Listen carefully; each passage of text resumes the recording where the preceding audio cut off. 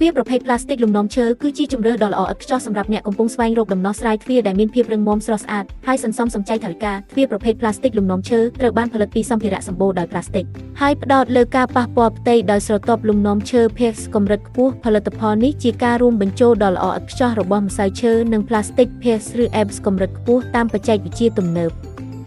បើទោះបីមានតម្លៃទាបក៏ទ្វារប្រភេទផ្លាស្ទិកលំនាំឈើនេះមានអត្ថប្រយោជន៍ច្រើនដូចជាប្រឆាំងនឹងសត្វមូសខ្យល់ទឹកមិនសើមងាយស្រួលទប់ទល់ការឆេះលឿនសម្អាតសាមញ្ញប្រើប្រាស់បានយូរជីវិតប្រើប្រាស់អាចឈានដល់30ឆ្នាំ